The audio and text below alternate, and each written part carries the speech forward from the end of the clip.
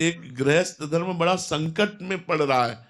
तो आप तो जर्मनी में रह रहे हैं, जहाँ मतलब भोग विलासिता, ये हमारा तो धर्म प्रधान देश है, जहाँ भोग विलासिता प्रबलता से बढ़ रही है, बहुत प्रबलता से बढ़ रही है। मतलब एक संयम, एक सदाचार, एक पवित्र चरित्र, ये सब चीज हमारे जो देश की प्रधानता विश्व में रही है, वो चरित्र के कारण रही है, वो धर्म के कारण रही है, पवित्रता के कारण रही, सत्यता के कारण रही। आज हमारा देश इन बातों से खाली हो रहा है, बाहरी बातें आ रही।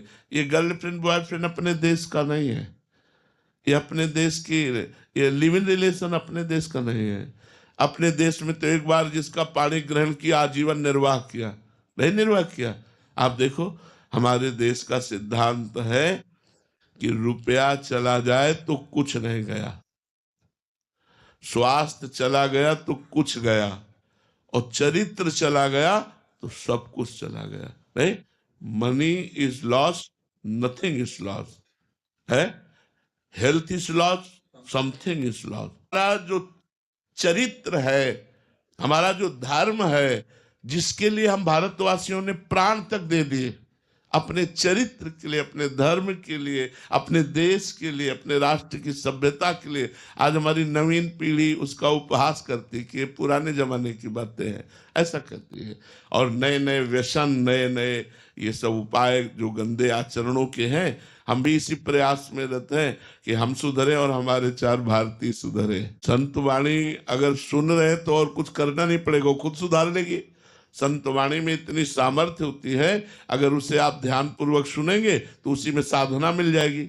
हम तो सबसे बड़ी बात कहते हैं नाम साधना, इससे बढ़कर कोई साधना नहीं। नाम जब करोगे, इसी से मोक्ष मिल जाएगा, इसी से सारे पाप नष्ट हो जाएंगे, इसी से ऐश्वर्य भी मिल जाएगा, इसी से सब कुछ प्राप्त हो जाएगा। विश्वास कर लो, 400 ग्राम पाप है, तो आपने 50 ग्राम नाम जप किया, तो अभी आपको समझ में नहीं आएगा, आपको लगेगा कोई लाभ नहीं मिल रहा।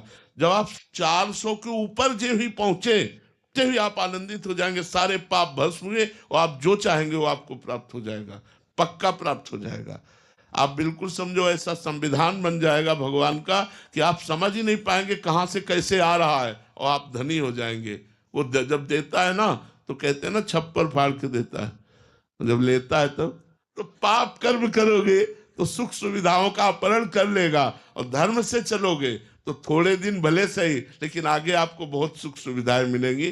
तो आज हमें लगता है हमें सुधरने की जरूरत है, हमें धर्म शास्त्रों की आज्ञा के अनुसार चलना चाहिए, पवित्र आचरण करना चाहिए। किसी भी देश में रहे, अगर उद्देश्य हमारा ठीक है तो हमें कोई भ्रष्ट नहीं कर सकता। जो रहीम उत्तम प्रकृति का कर सकत कुसंग, चंदन विष व्यापत नहीं लपटे रहत भुजंग। चाहे जिस देश में रहे, हम राम राम जपे, राधा राधा जपे, कृष्ण कृष्ण जपे, पवित्र आचरण करें, मांस न खाएं, शराब न पिए, हमारा कौन बिगाड़ लेगा? कुछ नहीं बिगड़ेगा। ये हमारा भगवान का परम पावन धाम है। और ऐसे ही हमारे भगवान के और भी परम पावन धाम है, अयोध्या है, काशी है, हरिद्वार है, ऋषिकेश है।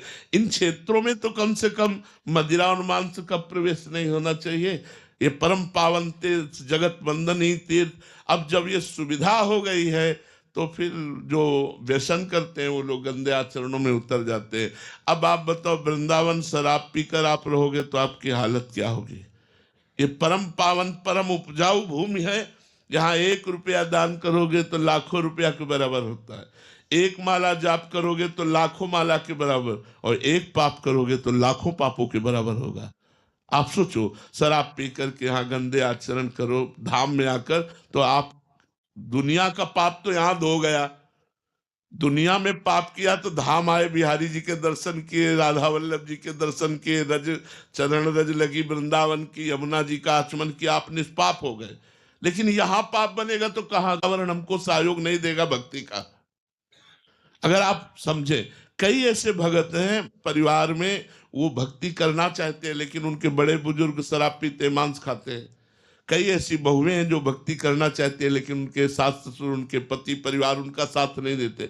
आज हमें भक्ति का वातावरण सहयोग में मिलना बड़ा कठिन है, बड़ा कठिन है। 4 मित्र हैं वो गलत आचरणों वाले हैं, तो आपको सिंहवत चलना होगा, कलयुग है। आपको अपने ऊपर ये हंसी मजाक, नाना प्रकार की उपहास, नाना प्रकार के कटाक्ष ये सहने पड़ेंगे। चुपचाप सह करके भजन करते हुए चलो, तो चाहे जिस देश में रहो आपका मंगल होगा। भगवान का इतना बड़ा चरण है कि जर्मनी तो ऐसे नजदीक ही है।